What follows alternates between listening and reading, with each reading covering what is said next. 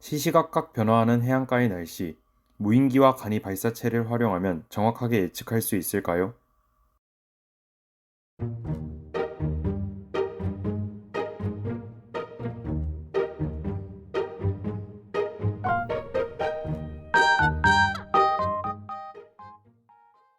이 영상을 보고 계시는 여러분은 올 여름 휴가를 다녀오셨나요?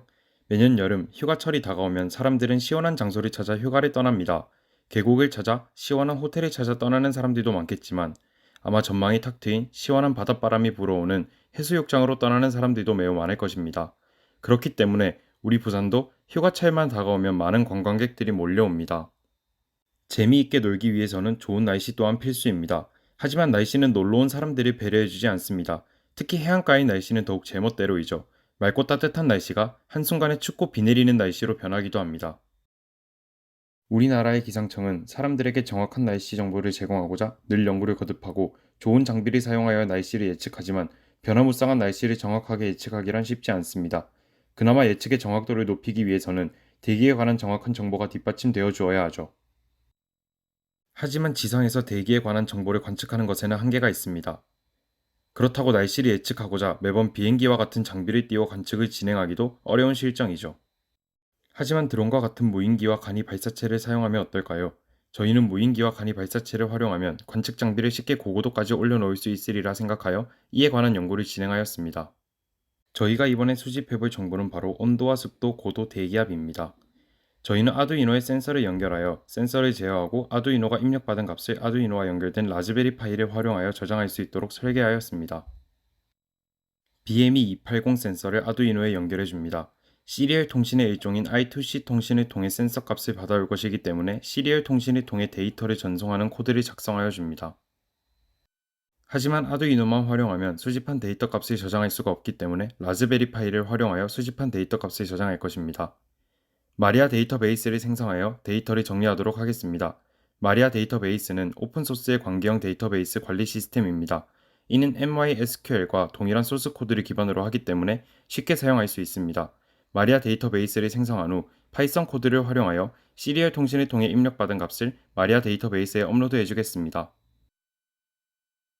이제 센서를 통해 정보를 수집할 준비는 끝났습니다. 이제 이 장치를 안정적으로 고고도로 올려놓을 수 있는 방법만 마련되면 됩니다. 저희의 계획은 다음과 같습니다. 먼저 드론을 활용한 방법입니다. 앞서 만든 센서 제어 장치를 캔 혹은 작은 박스에 넣어 간이 위성의 형태로 제작해 줍니다. 안정적인 구조의 간이 위성이 완성되면 드론에 이 장치를 연결하여 줍니다. 드론은 장치를 매달고 상승하게 되고 상승, 하강하는 과정에서 간이 위성 장치는 필요한 정보값을 수집합니다. 두 번째는 간이 발사체를 활용한 방법입니다. 드론만을 활용하면 상승할 수 있는 고도에 제한이 있고 해안가에서 활용하기에는 드론은 바람의 영향을 너무 많이 받습니다. 하지만 강한 추진체를 활용하여 순식간에 높은 고도로 상승하는 로켓을 활용하면 이를 극복할 수 있으리라 생각했습니다. 로켓의 탄도 부분에는 앞서 제작한 관측 장치가 탑재됩니다. 로켓이 상승하기 시작하면 관측 장비도 데이터 값을 기록하기 시작합니다. 두 단으로 이루어진 추진체가 모두 소모되고 나면 낙하산이 분사되고 내부에 장착되어 있던 관측 장비는 낙하산을 펴고 로켓과 따로 하강하며 고도별 대기 정보를 수집합니다. 우선 첫 번째 실험을 진행할 때 저희는 DJI-4의 팬텀3 어드밴스드를 활용하여 연구를 진행하였습니다. 해발 고도가 약 100m인 지역에서 드론의 관측 장비를 연결한 후 지상으로부터 60m 상공까지 상승시켰다가 다시 하강시켰습니다. 관측 후 저희는 이렇게 센서 값이 저장되어 있는 txt 파일을 얻을 수 있었습니다. 데이터 값은 앞에서부터 순서대로 온도, 습도, 대기압, 고도에 관한 자료입니다. 드론에 기록된 고도 변화와 비교하였을 때 오차가 거의 없는 것을 확인할 수 있었습니다. 하지만 txt 파일의 형태는 활용하기 어렵기 때문에 이 파일을 바탕으로 그래프를 그리는 프로그램을 제작해 주었습니다. 그 결과 다음과 같은 그래프를 도출할 수 있었습니다. 낮은 고도에서 이상한 데이터가 나타나는 것은 드론이 착륙한 상태로 시간이 흐르며 생긴 오차로 무시해도 되는 값입니다.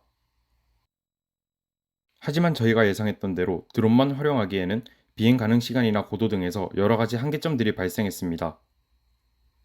그래서 저희는 두 번째로 계획했던 간이 발사체를 제작하였습니다. 에스테스사의 고체 연료 엔진을 사용하였고 본체는 3D 프린팅하였습니다. 탄두에는 두 개의 카메라와 센서, 제어보드 2개, 전원이 탑재 가능하도록 설계하였습니다. 로켓은 성공적으로 완성하였으나 고고도로 발사하기 위해서는 항공청의 허가가 필요했는데 이 과정에서 많은 시간이 소요되어 시간 내에 실험을 수행하지는 못했습니다.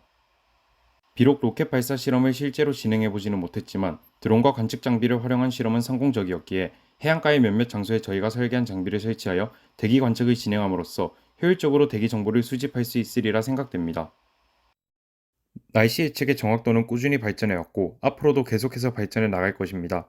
하루빨리 날씨 예측의 정확도가 높아져 사람들이 편안하게 여행을 즐길 수 있는 날이 오기를 기원합니다. 감사합니다. 부산과학고등학교에서 팀지였습니다.